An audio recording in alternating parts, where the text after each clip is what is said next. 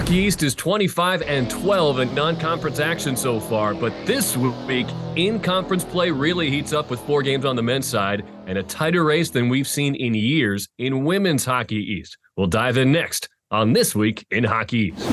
Hey everybody, welcome back. Tyler Murray here with Eric Gallanty. This Week in Hockey East rolls on and feels like we're really getting into the meaty part of the season in terms of conference play on the men's side, but we got to start this with a great non-conference battle. Another top 10 matchup in Connie Forum.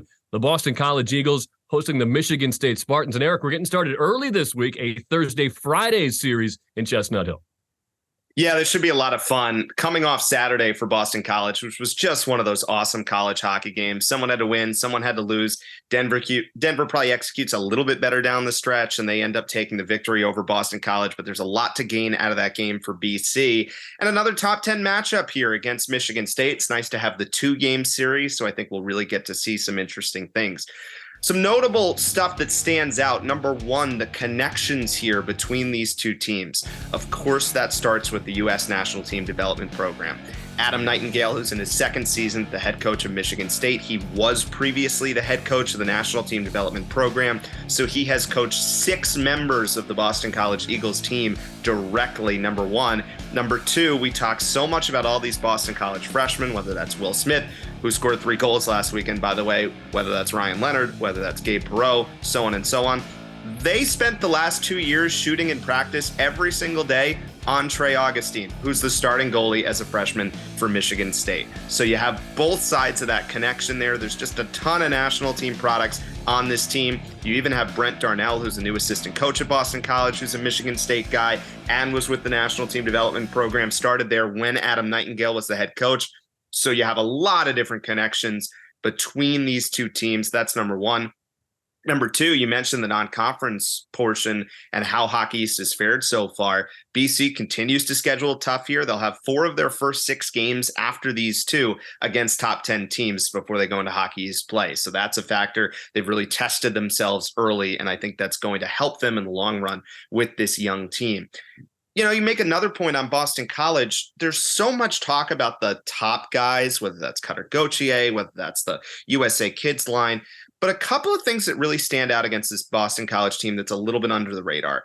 Number one, the third line, let's call it, of Oscar Jelvik, Colby Ambrosio, and Will Vogt. 2 guys who come back as veterans. Jelvik, who's a sophomore, Ambrosio is in his senior season. Jelvik with 3 goals in his last 3 games. He had 4 all of last year. Ambrosio set up a number of those.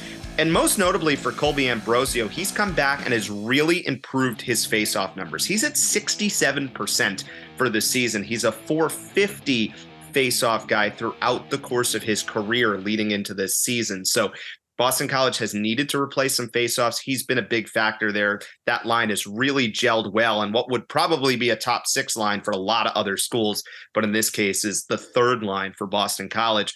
And then finally, you look at Michigan State, some Hockey East connections. Jared DeMichael, who was a huge piece of Greg Carvel's staff, building up UMass into a national champion a couple of years ago. He's in his second year on the Michigan State bench. And Reed Lebster, who was a star for UMass, won the national championship. He's a grad transfer at Michigan State. He's played really well in the early part of the season. 3 goals, 2 assists, 5 points to start the year. Plus, he's +5 on the season. And Reed is playing on a line with Jeremy Davidson, who was a freshman at UMass before transferring to Michigan State. So a lot of Hockey East connections, a lot of national team connections there, and it should be a really fun weekend on the Heights. Yeah, excited to see that one. And Reed Lebster, Greg Carvel always called him one of the more underrated forwards he had out in Amherst. So excited to see him come back into Hockey East play. And we're just starting Hockey East play. Let's dive into the Northeastern Huskies, a team just across town in Boston. They're going to UNH on Thursday, and then they're hosting Merrimack on Saturday. Both games for Jerry Keefe's team, 7 o'clock on ESPN+. And you're going to hear some familiar names, high-end forward talent. We know about Justin Ritzkovian, Cam Lund, Gutterwolf Fontaine are all back. But how about some of these transfers? They got 7 grad students on this Huskies roster. That's more than any other team in Hockey East. Princeton grad transfer Peter Walton has a power play goal in both of their games so far. And a lot of pretty talented guys from blue blood programs are coming in. Brett Edwards, a grad transfer from Denver. They won the national title 2 years ago, of course. Matthew Stodiker, a grad transfer from Minnesota. They went to the national title game last year. And then out of Clarkson, a senior transfer, Alex Campbell. He's a Predators draft pick. So they're bringing in a lot of impressive talent through that portal this year. And then everyone wants to know, how's Cameron Whitehead, the goaltender, going to do in the post-Devin Levi era? Well, 2 non-conference games. Bentley and Stonehill, teams you're supposed to beat, I guess. He stopped 32 of 34 shots across 2 games. But here comes his first big test, of course, because UNH is averaging 33 shots per game. Merrimack averaging 32 shots per game. And again, he faced half that on a nightly average in those first 2 collegiate games. Let's give you a little bit on both of the teams Northeastern's facing off against. UNH, of course, a really impressive start, 2-1 with wins over top 5 teams. And this is going to be the 4th out of 6 straight home games for UNH to start the year. They go on the road 7 of their next 9, but credit to them taking advantage of a lot of home ice action lately. Wildcats 1 spot outside the USCHO top 20 this week, receiving more votes than any other unranked team. So they're right there. And if they beat number 18 Northeastern, they could be looking at the first top 20 ranking since January 2nd, 2018. And how about Scott Borik's Merrimack Warriors? They start their conference slate against Northeastern on Saturday. This team has earned a lot of well-deserved respect around the league. Of course, BU and BC, they seem like the 2 teams to beat on paper when the season started. So, okay, who is going to be picked third by the Hockey East preseason poll? It is these Merrimack Warriors after that impressive run to the Hockey East championship game and the NCAA tournament last year. Only 4 schools in the country had 2 guys on the Mike Richter Award watch list last year for best goaltender in the country. And Merrimack was one of them with Hugo Olas and Zachary Bourgil. Yukon had that distinction as well for Hockey East. But on the offensive side for the Warriors, 3 of their top 5 scorers are back, including All-American Alex Jeffries. Now, they took care of Clarkson and St. Lawrence last weekend after a disappointing sweep at Arizona State. But you look at the late stages in those games out in Tempe, Merrimack could have won both of those games easily. It was a 1-0 overtime loss in game 1.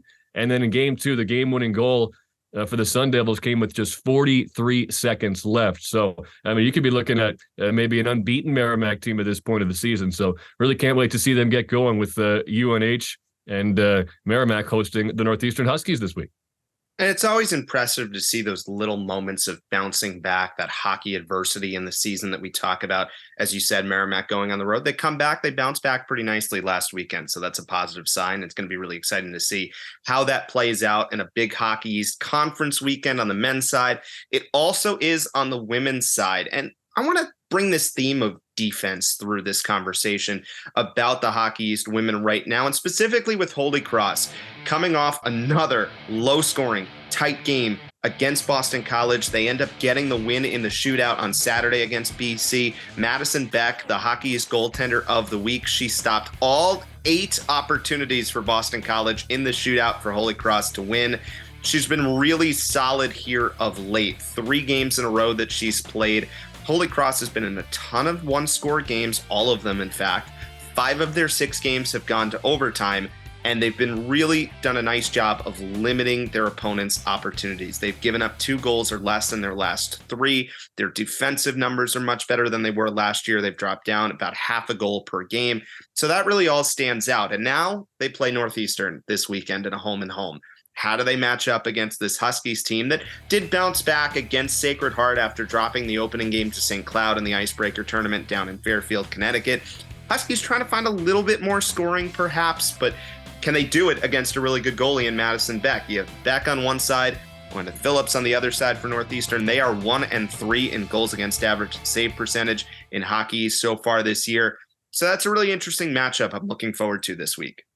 Yeah, and you mentioned Holy Cross. I mean, Katie LaChapelle, what a great job she has done. Comes from Brian DeRocher's maybe tree, I guess, being his assistant at BU, and no surprise to see Holy Cross having a nice start to their season. And I mean, it's not breaking news, but it's tough to win 7 straight conference championships. And Northeastern, I mean, it's more competitive than ever. You look at the league leaderboards, and we're so used to seeing the Muellers and the Murphys and the Erards up there. Right now, it's a Maine Black Bear. What a start for fifth-year Maine skater Ida Kupala. She just won Hockey East Player of the Week again, leading the conference with 7 goals, and she's got 11 points to lead the way. Top 5 in the country as well, so some exciting things happening up in Orono. And you look at Vermont, elsewhere in northern New England, they've been knocking on the door for years now. Maybe the best regular season contenders with Northeastern. And the Catamounts ranked number 12 in the country, just ahead of Northeastern. And Eric, this week they got 2 games at home against the UNH Wildcats. Yeah, and how about number 2 and number 3 in the current hockey standings right now, UNH and UVM? The biggest matchup to watch in this game, Tyler, is the UNH power play against the Vermont penalty kill. UNH, who was really good on the power play last year, they once again are really strong on the power play this year. So far this year, 23%. That is 12th in the country against a Vermont team that's been over 90% of the penalty kill to start the year. So that's the matchup I'm looking for in that game between UNH and UVM in a couple of games. UVM's done a decent job here in the non-conference. And when's the last time someone's been ranked ahead of Northeastern? It's kind of crazy in the national polls. So credit to Vermont. We'll see what they do this week against UNH. All right, wrapping up the program this week with some short shifts, final thoughts for the week, and let's talk about a great conference matchup. Yukon and UMass Lowell starting their Hockey East schedules with a home and home. Lowell hosting Friday, 7:15, and then they're going to Hartford at the XL Center on Saturday at 4, both games on ESPN+. Now, Yukon recently snapped a 3-game losing streak where goals were tough to come by. Holy Cross held them to 1 goal in a weekend sweep.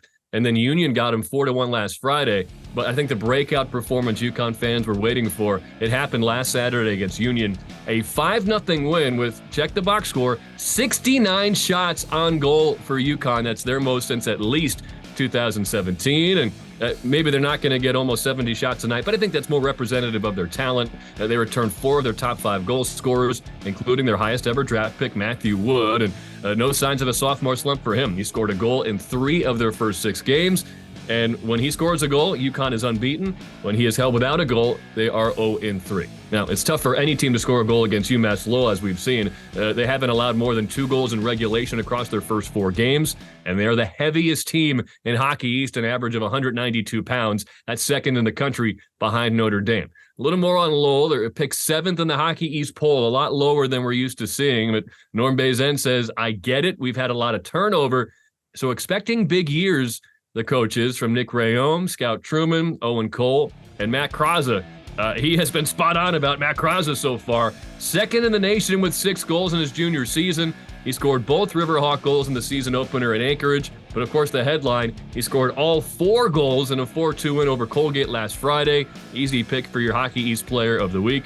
He gets the first 4-goal game from a Riverhawk since Ben Walter in 2004. And Kraza had an incredible freshman campaign, Hockey East All-Rookie selection, finalist for Rookie of the Year. But he had a lot of eyes on him during his sophomore season, and they threw a lot more bodies at him defensively. Now he's breaking back out and returning to that form we saw from his All-Rookie team campaign. Yeah, that's going to be an exciting series. 2 teams try to bounce back from the beginning. And so much we talk about teams and how important the early season games are, but it's just as important to try to, overcome some stuff early in the season and see if you can go on a little bit of a run. I want to go back to the defensive conversation we were having on the women's side right now. Scoring is down a touch, but part of the reason why is some of the teams were picked near the bottom of Hockey East. If we just use the preseason poll as a guide here, you look at UNH, you look at Merrimack, you look at Holy Cross, they've all really improved defensively, and it's a fun and exciting thing to see. All of those teams were no higher than 27th nationally in scoring defense last year. This year so far, they are all 23rd or above. Holy Cross has improved by basically half a goal allowed per game. You look at UNH, they're basically right around the same, half a goal per game better. Merrimack has allowed a full goal less per game so far this year. It's really impressive to see how all 3 of those teams, we talked about how it relates to Holy Cross. We talked about UNH. Can they keep it up at Vermont? Merrimack with a big series this week against Boston College is the top of the hockey standings right now in terms of league points. Really impressive to see how all 3 of those teams have improved their defense. Yeah, 3-0 start for Boston College. They're humming right now. Last thought for me, we haven't seen Maine in a while on the men's side. They were off last weekend, but Ben Barr's team, they're off to their first 2-0 start since 2018. How about the Nadeau brothers, the freshmen Bradley and Josh? They're off to an exciting start, 2 goals and 2 assists each. The younger brother, Bradley, was the 30th overall pick in this summer's draft. That made him the highest Maine draft pick since Barrett Heiston in 1999. They play 2 games against, guess who? Quinnipiac, number 5 in the country. They've already played 3 Hockey East teams, and an unfortunate injury update, it seems, for Colin Graff, the returning All-American for Quinnipiac. He was shown with his right foot in a boot. He left about midway through that game against UNH on Saturday, and with him out of that top line, UNH was really able to locked down defensively, and they didn't get any goals the rest of the ways. They came back to win that game. So you hope the best of health for Colin Graff quickly, but we'll see if Maine can't join UNH as pulling off an upset win over Quinnipiac. Any final short shifts for you today, Eric? Yeah, I think we have to talk about BU and UMass, who, BU, it's 1 game. UMass, it's 3 in a row, but maybe 2 of the hottest teams in Hockey East right now. What a series this is going to be in a home and home. I'm going to go Kornheiser on you and pull out the yellow legal pad so I get these numbers right here. And I want to credit BU Hockey Stats on X for coming up with these numbers. But what a weird series against Notre Dame, right? 4-1 loss on the first game of this series, then a huge 8-2 win. But if you look at the advanced numbers, they're basically exactly the same in those 2 games. So the expected goals, 5.6 to 3.5 in favor of BU in game 1. That's the game they lost 4-1. In game 2, 4.5 to 2.5. Pretty close to the same thing, and that's the game BU scored 8 goals. You look at the shot numbers, they're significantly in favor of BU here of late. 42 to 30 in game 1, 40 to 27 in game 2. You even go back to the exhibition game, which it's an exhibition game, so we can make of it what we will. But even in that game, allowing 8 goals, BU outshot the national team 49 to 26. So besides the UNH game, which that stands out as a little bit of an outlier, the numbers show that UNH kind of outplayed BU. But since then, even in the games that BU has lost, the metrics support BU. So I think that means that the final game of the series against Notre Dame was the start of somewhat of a regression to the mean here for BU, that those numbers are going to start to balance out. And I think BU has an opportunity to go on a run. Now, certainly you got to clean up some things on the defensive side. Jay Pandolfo said as much. You don't need numbers to say that. But I think it'll be important to see here if BU can kind of collect itself against a UMass team that's now totally changed its fortunes after that, falling down early against Michigan in game 2 of the series after losing 7-2 in game 1. Total turnaround, big win there.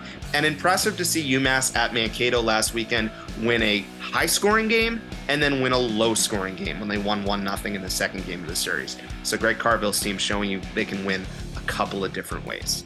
And for UMass, they've got a winning record or a tied record in the Greg Carville era against every Hockey East opponent. The 2 outliers are BC, they're 4-15, and BU, they're 3-11-2. They're looking to turn that around in that exciting home and home. We're starting early this week. You got Hockey East action Thursday, Friday, and Saturday. Can't wait to bring it to you on ESPN Plus throughout the region. And we'll see you next week on This Week in Hockey East.